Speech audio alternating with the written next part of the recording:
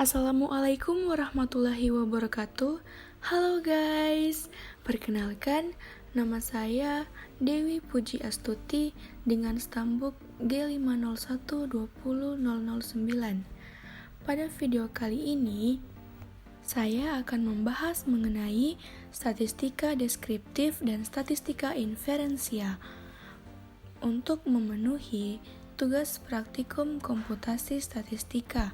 Nah, sebelum masuk ke pembahasan intinya, teman-teman udah pada tahu belum apa sih perbedaan dari statistika deskriptif dan statistika inferensia?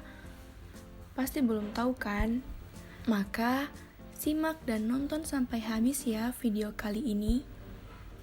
Nah, jadi pengertian dari statistika deskriptif itu adalah merupakan metode-metode yang juga berkaitan dengan pengumpulan dan penyajian suatu gugus data sehingga dapat memberikan informasi yang berguna dan juga digunakan untuk mendeskripsikan, meringkas, dan membuat summary data agar lebih mudah dibaca dan digunakan, dan juga bertujuan untuk memberikan ringkasan dari sampel data dan tidak menggunakan data untuk membuat suatu kesimpulan atas populasi. Nah, selanjutnya kita beralih ke jenis-jenis uji yang terdapat di statistika deskriptif, yaitu berupa ukuran pemusatan data dan ukuran penyebaran data. Di dalam ukuran pemusatan data terdiri dari nilai mean atau rata-rata, nilai minimal, nilai maksimal, ada kuartil 1, median atau nilai tengah atau kuartil 2, dan kuartil 3. Sedangkan pada ukuran penyebaran data terdiri dari range, ada ragam, simpangan baku, dan sebagainya. Dan jenis uji lainnya yang terdapat di statistika deskriptif itu ada distribusi frekuensi. Distribusi frekuensi adalah penyajian data dapat disajikan dalam bentuk tabel atau grafik yang kemudian dikenal dengan istilah grafik distribusi frekuensi. Dan pada uji statistika deskriptif juga terdapat tabel statistika.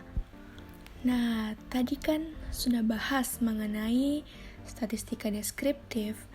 Sekarang kita membahas lebih dalam mengenai statistika inferensia agar mengetahui apa sih perbedaan dari keduanya antara statistika deskriptif dengan statistika inferensia. Jadi, statistika inferensia adalah metode penelitian statistik yang mengambil data dari sampel untuk membuat suatu kesimpulan pada populasi yang lebih besar. Terdapat dua metode yang dapat digunakan dalam statistika inferensia, yaitu estimasi parameter dan pengujian hipotesis statistik. Pada statistika inferensial digunakan juga pada penelitian menggunakan model statistika yang disebut dengan model linear umum dan termasuk uji test student, ANOVA atau analisis variance, dan ada analisis regresi dan berbagai model lain yang menghasilkan probabilitas dan hasil garis lurus atau linear. Nah, tadi kan sudah bahas mengenai pengertiannya. Sekarang kita beralih ke jenis-jenis uji yang terdapat di statistika inferensial. Uji yang pertama yaitu matriks korelasi, yang dimana matriks ini merupakan perhitungan matriks korelasi untuk variabel-variabel numerik dan non-numerik. Yang kedua yaitu ada uji korelasi. Uji korelasi ini apabila data kita berdistribusi normal, maka kita menggunakan rumus korelasi produk moment person. Dan jika data kita tidak berdistribusi normal, maka kita menggunakan rumus korelasi rank order Spearman. Dan ketiga yaitu uji kenormalan data. Di uji kenormalan data ini biasa kita menggunakan uji Kolmogorov-Smirnov, uji Shapiro-Wilk, uji Anderson-Darling, dan masih banyak uji-uji lainnya untuk melihat apakah data kita itu berdistribusi normal atau tidak. Dan ada tabel kontingensi dua arah, ada pengujian rata-rata atau mean, ada pengujian proporsi, ada pengujian hipotesis, dan estimasi parameter, dan terakhir adalah analisis regresi linear, analisis varians, yang dimana pada menguji analisis varian kita menggunakan uji Levin dan uji Bartlett. Dan ada analisis covariance dan ada uji T atau signifikansi statistik.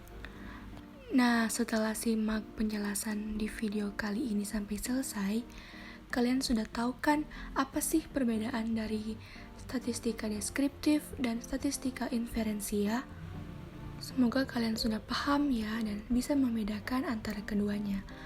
Baiklah, sekian video penjelasan dari saya. Semoga bermanfaat.